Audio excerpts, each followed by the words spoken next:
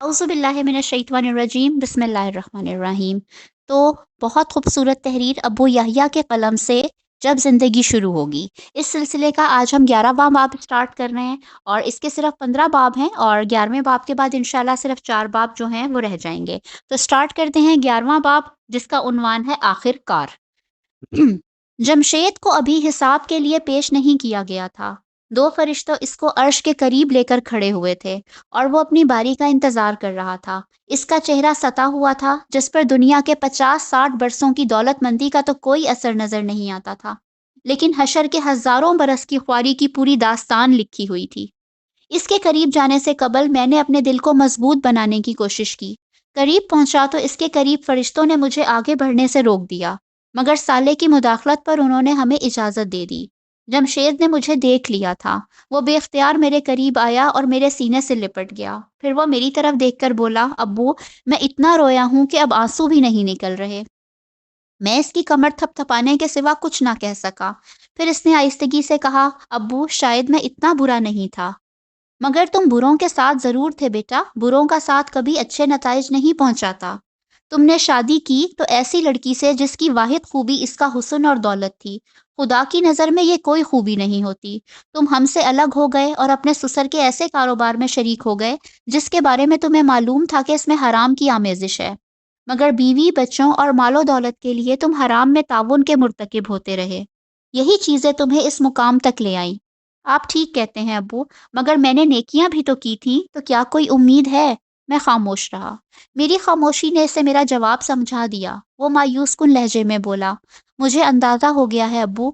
अपने बीवी बच्चों और सास ससुर को जहन्नुम में जाता देखने के बाद मुझे अंदाजा हो चुका है कि आज किसी के हाथ में कुछ नहीं है। सारा इख्तियार इस रब के पास है, जिसके अहकाम को मैं भूला रहा। आज जिसका अमल इसे नहीं बचा सका, इसे दुनिया की कोई ताकत नहीं बचा सकेगी। मैं हजारों बरस से इस मैदान में परेशान फिर रहा हूँ। मैं अनगिनत लोगों को जहन्नुम में जाता देख चुका हूँ। मुझे अब अपनी निजात की कोई उम्मीद नहीं रही है। मैंने अल्लाह से बहुत माफ़ी मांगी है, मगर मैं जानता हूँ कि आज माफ़ी मांगने का कोई फ़ायदा नहीं। अब्बू, अल्लाह मियाँ शायद मुझे माफ़ ना करें, मगर मुझे आप ज़रूर माफ़ कर दीजिएगा। आप तो मेरे बाप हैं ना। ये कहकर वो फूट फूट कर रोने लगा। मैंने बहुत कोशिश की कि मेरी आंख से आंसू ना बहें, मगर ना चाहते हुए भी मेरी आंखें बरसने लगीं। इसी असना में जमशेद का नाम पुकारा गया। फरिश्तों ने फौरन इसे मुझसे अलग किया और बारगाहे रबूबियत में पेश कर दिया। वो हाथ बांधकर और सर झुकाकर सारे जहानों के परवरदिगार के हजूर पेश हो गया। एक खामोशी तारी थी। जमशेद खड़ा था, मगर इससे कोई सवाल नहीं किया जा रहा था। मुझे समझ में नहीं आया कि इस खामोशी की क्या वजह है। थोड़ी देर में वजह भी ज़ाहिर हो गई। कुछ फरिश्तों के साथ नाइमा भी वहां आ गई। इसके साथ ही साले ने मुझे इशारा किया तो मैं नाइमा के साथ जाकर खड़ा हो गया। नाइमा के चेहरे पर हवाइयां उड़ रही थीं। वो मुझसे कुछ पूछना चाह रही थी, मगर बारगाहे अहदियत का रोब इतना शदीद था कि इसकी आवाज़ नहीं निकल रही थी।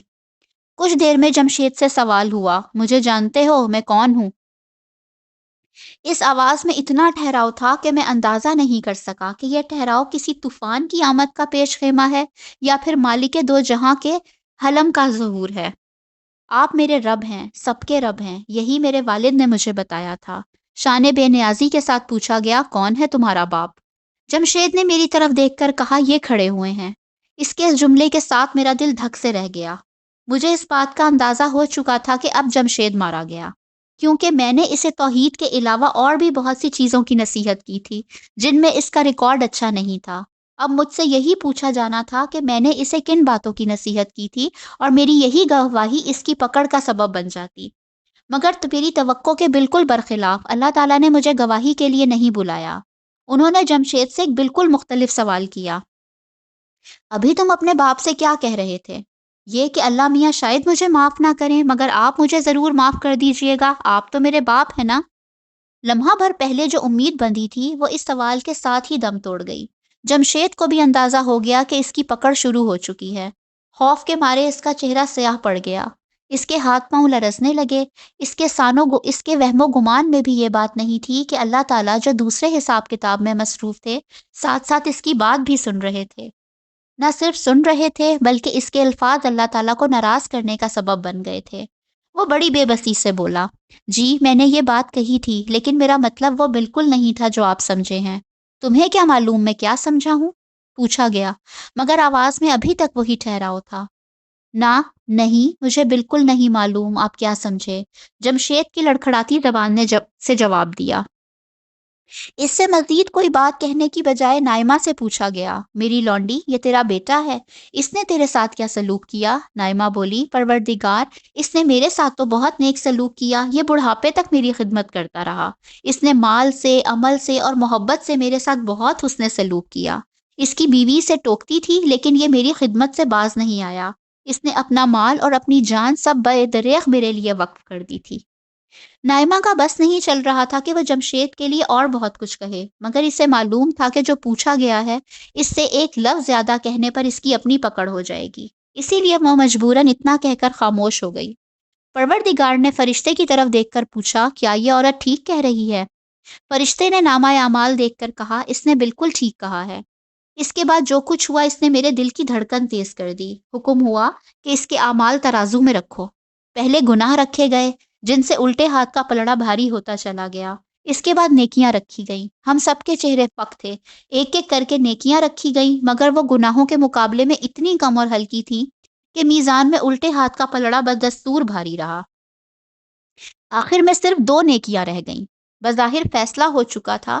نائمہ نے مایوسی اور بے بسی کے ملے جلے احساس کے ساتھ آنکھیں بند کر لیں۔ جمشید اپنا سر پکڑ کے بے بسی سے زمین پر گر گیا۔ میں جس وقت سے میدان حشر میں آیا تھا میں نے ایک دفعہ بھی عرش کی طرف دیکھنے کی ہمت نہیں کی تھی، مگر نہ جانے اس وقت پہلی بار بے اختیار میری نگاہیں مالک ذوالجلال کی طرف اٹھ گئیں۔ ایک لمحے سے بھی کم عرصے کے لیے اس ساتھ میرے دل سے وہی صدا نکلی جو زندگی کی ہر ناگہانی اور مشکل پر میرے دل سے نکلا کرتی تھی، لا الہ الا ہو۔ پھر میری نظر اور سر فوراً دونوں جھک گئے۔ فرشتے نے پہلی نیکی اٹھائی، یہ نائمہ کے ساتھ کیا گیا اس کا حسن سلوک تھا۔ حیرت انگیز طور پر سیدھے ہاتھ کا پلڑا جھکنا شروع ہوا۔ میں نے اپنے برابر کھڑی نائمہ کو جھنجھوڑ کر کہا، نائمہ آنکھیں کھولو۔ میری آواز جمشید تک بھی چلی گئی۔ اس نے سر اٹھا کر دیکھا اور آہستہ آہستہ کھڑا ہو گیا۔ جھکتے پلڑے کے ساتھ اس کی آس بھی بن گئی، لیکن ایک جگہ پہنچ کر سیدھے ہاتھ کا پلڑا ٹھہر گیا۔ الٹے ہاتھ کا پلڑا ابھی تک بھاری تھا۔ ہمارے دلوں میں جلنے والی امید کی شمع پھر بجھنے لگی۔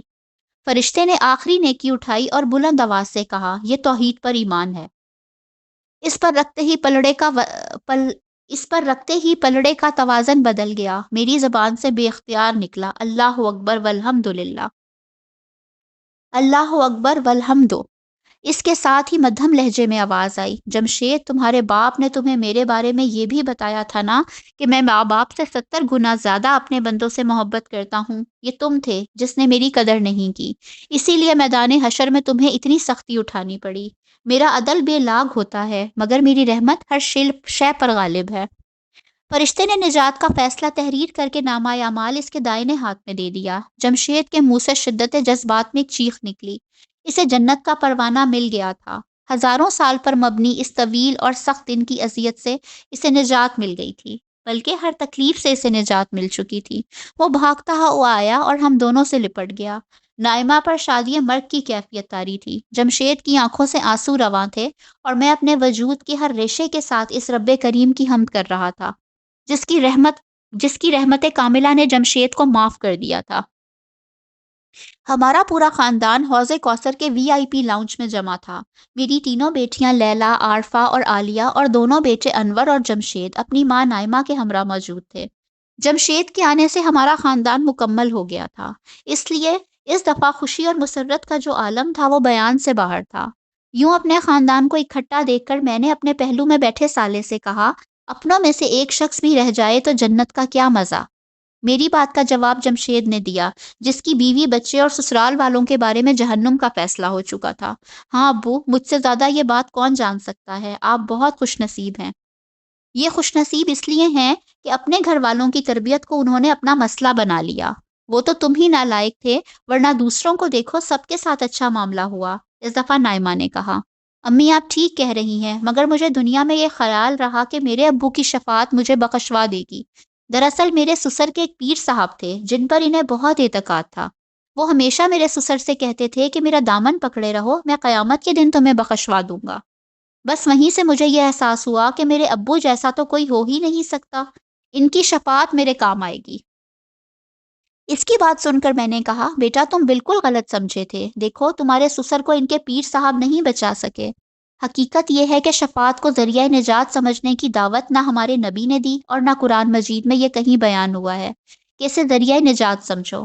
قرآن کریم تو نازل ہی اس لیے ہوا تھا کہ یہ بتائے کہ آخرت کے دن نجات کیسے ہوگی۔ اس نے بار بار یہ واضح کیا تھا کہ روز قیامت نجات کا پیمانہ ایک ہی ہے، یعنی ایمان اور عمل صالح۔ نزول قرآن کے وقت سارے عیسائی اس گمراہی کا شکار تھے کہ حضرت عیسیٰ کی شفاعت انہیں بخشوا دے گی،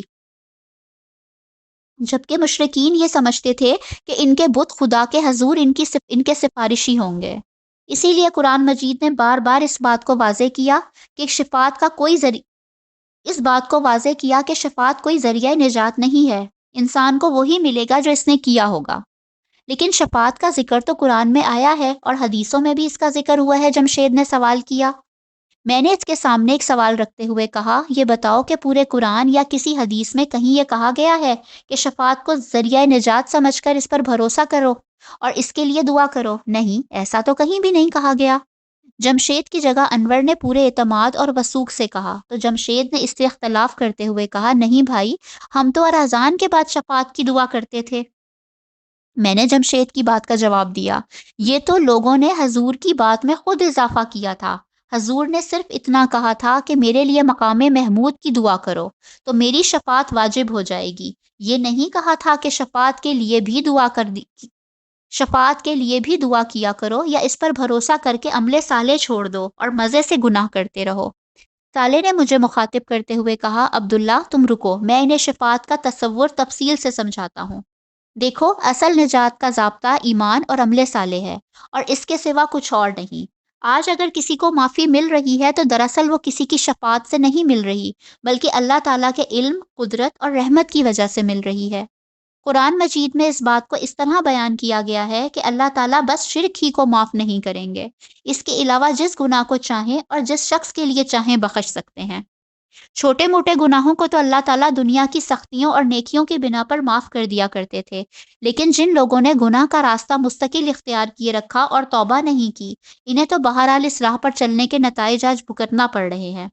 تاہم کوئی بندہ مومن جب اپنے گناہوں کی کافی سزا بھگت لیتا ہے، صالح نے یہیں تک بات مکمل کی تھی کہ جمشید نے لقمہ دیا، جیسے میں نے بھگتی یا پھر لیلا نے میدان حشر کی ابتدائی خواری اٹھائی تھی، بالکل۔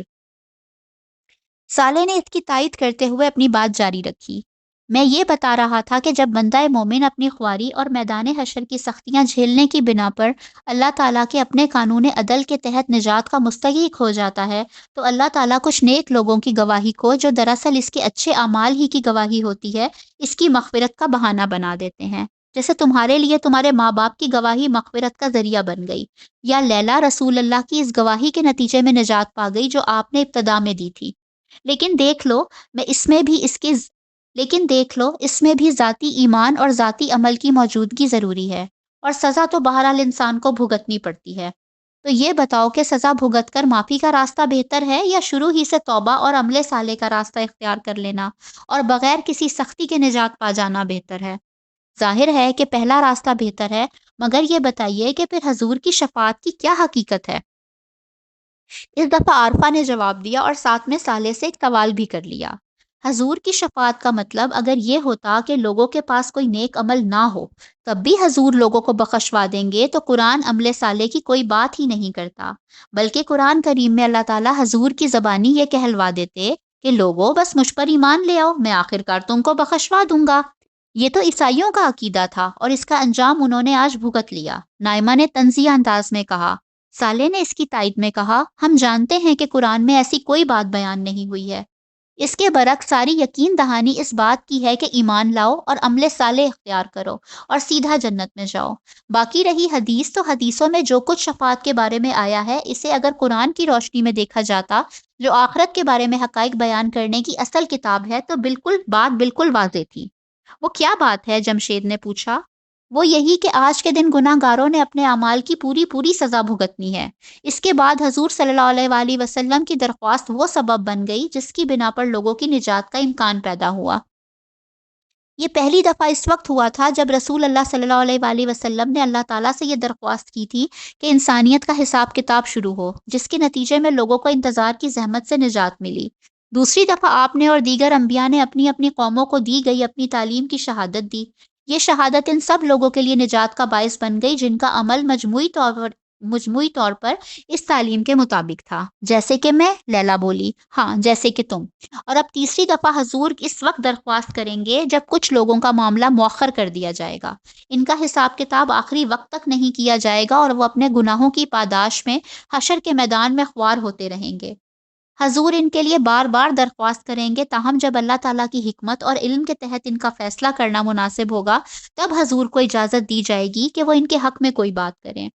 پھر حضور کی درخواست کے نتیجے میں ان کا حساب کتاب ہوگا، جس کے بعد جا کر ان کی نجات کا کوئی امکان پیدا ہوگا، اور یہ ہوگا بھی سب سے آخر میں، جب ایسے لوگ اپنے تمام اعمال کی بدترین سزا بھگت چکے ہوں گے اور توحید سے وابستگی اور اپنے اچھے اعمال کی بنا پر نجات کے مستحق ہو جائیں گے۔ میرا ایک سوال ہے، انور نے صالح کو مخاطب کر کے کہا، وہ یہ ہے کہ اگر سب لوگ سزا بھگت کر ہی معافی کے مستحق بن رہے ہیں تو اس میں اللہ تعالیٰ کی رحمت کہاں سے آ گئی؟ یہ تو بس عدل ہو رہا ہے۔ بہت اچھا سوال ہے، صالح نے انور کی تحسین کرتے ہوئے جواب دیا۔ دیکھو، وہ اگر صرف عدل کرتے تو ایسے لوگوں کی اصل سزا جہنم کے عذاب تھے، جن کا بھگتنا میدان حشر کی سختیوں سے ہزاروں لاکھوں گنا سخت سزا ہے۔ عدل کے تحت ایسے تمام لوگوں کو جہنم کی سزا بھگتنی چاہیے تھی، مگر ان کی رحمت یہ ہے کہ وہ حشر کی سختی کو جہنم کے عذابوں کا بدل بنا رہے ہیں۔ یوں اللہ تعالیٰ کی صفت عدل اور صفت رحمت کا بیک وقت ظہور ہو رہا ہے۔ صالح نے بات ختم کی تو جمشید نے کہا، تو یہ ہے اصل بات۔ میں تو اس غلط فہمی میں رہا کہ شفاعت کا مطلب یہ ہوتا ہے کہ ہم جتنے مرضی گناہ کر لیں، نبی کریم صلی اللہ علیہ وآلہ وسلم اور دیگر نیک لوگ ہمیں بخشوا دیں گے۔ یہ تصور اللہ تعالیٰ کی صفت عدل کے خلاف ہے۔ یہ بس ایک غلط فہمی تھی جو قرآن کریم کو سمجھ کر نہ پڑھنے کی وجہ سے لوگوں کو ہو گئی تھی۔ نجات تو صرف ایمان اور عمل صالح سے ہوتی ہے، باقی رہی معافی تو وہ اللہ تعالیٰ کی رحمت سے ملتی ہے۔ اللہ تعالیٰ بس یہ کرتے ہیں کہ اس معافی کا اعلان اور سبب کسی نیک بندے کی گواہی یا درخواست کو بنا دیتے ہیں۔ اس سے اللہ تعالیٰ کا مقصود اپنے محبوب و برگزیدہ بندوں کی عزت افزائی ہوتی ہے۔ نجات تو اپنے اصول پر ہی ہوتی ہے، اور تم سے بہتر اب یہ کون جانتا ہے کہ انسان جہنم میں بھی نہ جائے تب بھی گناہوں کی سزا کتنی سخت حشر کے میدان کی سختی کی شکل میں بہرحال بھگتنی پڑتی ہے۔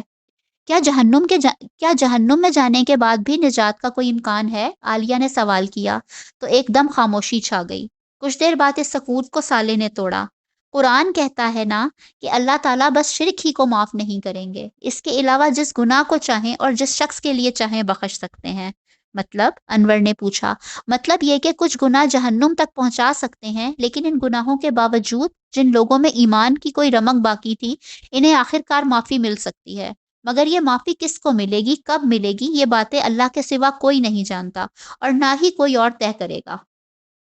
اور میرے بھائی، جہنم تو ایک پل رہنے کی جگہ نہیں، جو لوگ وہاں سے نکلیں گے وہ نہ جانے کتنا عرصہ گزارنے کے بعد اپنی سزا بھگت کر نکلیں گے۔ یہ مدت اتنی زیادہ ہوگی کہ اربوں خربوں سال بھی اس حساب میں چند لمحوں کے برابر ہیں۔ اس بارے میں تو نہ سوچنا ہی بہتر ہے۔ میرے خدایا، انور لرز کر بولا، جہنم تو دور کی بات ہے، حشر کے میدان میں ایک پل کھڑے رہنا بھی ناقابل برداشت عذاب ہے۔ جمشید نے اپنے تجربے کی روشنی میں کہا۔ لیلا نے اس پر مزید اضافہ کیا، یہ گناہ بڑی مصیبت زدہ چیز ہوتے ہیں، کاش یہ بات ہم دنیا میں ہی سمجھ لیتے۔ صالح نے بحث ختم کرتے ہوئے کہا، انسانوں کی دو سب سے بڑی بدنصیبیاں رہی ہیں۔ ایک یہ کہ حشر کے دن کا مرکزی خیال حساب کتاب تھا، مگر لوگوں نے اسے شفاعت کا موضوع بنا دیا۔ دوسری یہ کہ انسانی زندگی میں مرکزی حیثیت ارحم الراحمین رب العالمین کی تھی، جبکہ لوگوں نے غیر اللہ کو مرکزی خیال بنا دیا۔ میں نے صالح کی تائید کرتے ہوئے کہا، کتنی سچی بات کہی تم نے صالح، کاش لوگ یہ بات دنیا میں جان لیتے۔ پھر میں نے اپنے بچوں کو مخاطب کرتے ہوئے کہا، میرے بچوں، اب دنیا کی زندگی قصہ ماضی ہو چکی ہے، اب تمہاری منزل ختم نہ ہونے والی جنت کی بادشاہی ہے۔ سکون، آسودگی، آسانی، محبت، رحمت، لطف و سرور، تمہیں وہاں یہ سب مبارک ہو۔ دیکھا تم نے ہمارا رب کتنا رحیم و کریم ہے۔ آؤ ہم سب مل کر اپنے رحیم رب کی حمد کریں اور مل کر کہیں الحمدللہ رب العالمین۔ سب نے مل کر الحمدللہ رب العالمین کو ایک نعرے کی شکل میں بلند کیا۔ عبداللہ حشر کے میدان عبداللہ، حشر کے دن کے معاملات اپنے اختتام کی طرف بڑھ رہے ہیں۔ تمہیں اگر حشر کے معاملات سے کوئی دلچسپی باقی رہ گئی ہے تو دوبارہ وہاں چلے چلو۔ کچھ دیر بعد صالح نے مجھ سے مخاطب ہوتے ہوئے کہا۔ اس وقت حساب کتاب کہاں تک پہنچا ہے؟ نائمہ نے دریافت کیا۔ لوگوں کی بڑی زیادہ تعداد آخری زمانے میں پیدا ہوئی تھی، وہ سب اب نمٹ چکے ہیں۔ مسلمانوں اور مسیحیوں اور ان کے محاصرین کا عمومی حساب کتاب ہو چکا ہے۔ اس وقت یہود کا حساب چل رہا ہے۔ یوں سمجھ لو کہ بیشتر انسانیت کی تقدیر کا فیصلہ ہو چکا ہے۔ دیگر امتوں میں لوگوں کی تعداد بہت ہی کم تھی، اسی لیے اب بہت زیادہ وقت نہیں لگے گا۔ میرے استاد فرحان احمد کا کیا ہوا؟ تمہیں کچھ معلوم ہے؟ نہیں، میرا ان سے براہ راست کوئی تعلق نہیں، اس لیے میں ان کے بارے میں کچھ نہیں جان سکتا۔ یہ تو میں جانتا ہوں کہ وہ یہاں حوض پر نہیں ہے، باقی اللہ بہتر جانتا ہے کہ ان کا کیا ہوگا۔ ویسے بہتر ہے کہ اب تم اٹھ جاؤ۔ ٹھیک ہے، ہم لوگ چلتے ہیں، میں نے نشست سے اٹھتے ہوئے کہا۔ نائمہ اور بچے بھی اپنے نشستوں سے اٹھ گئے۔ نائمہ نے اٹھتے ہوئے کہا، میں ان بچوں کے ہمراہ ان کے خاندانوں کے پاس جا رہی ہوں۔ یہاں وی آئی پی لاؤنج میں تو صرف آپ کے بچے آ سکتے ہیں، ان کے بچے تو نیچے انتظار کر رہے ہیں۔ میں ان کے پاس جا رہی ہوں، اور ہاں، مجھے اپنے جمشید کے لیے کوئی نئی دلہن بھی ڈھونڈنی ہے۔ اس آخری بات پر ہم ہنس پڑے، سوائے جمشید کے۔ اس کی سمجھ میں نہیں آیا کہ وہ نئی دلہن کی بات پر ہنسے یا اپنی سابقہ بیوی کی ہلاکت پر افسوس کرے۔ چلیں جی، یہ 11ویں باب کا یہیں پر اختتام ہوا۔ کل انشاءاللہ 12واں باب شروع کریں گے، بنی اسرائیل اور مسلمان۔ تب تک اپنا خیال رکھیے گا، چینل کو سبسکرائب کریے گا اور ویڈیو کو لائک اور شیئر ضرور کیجیے گا۔ تب تک کے لیے اللہ حافظ۔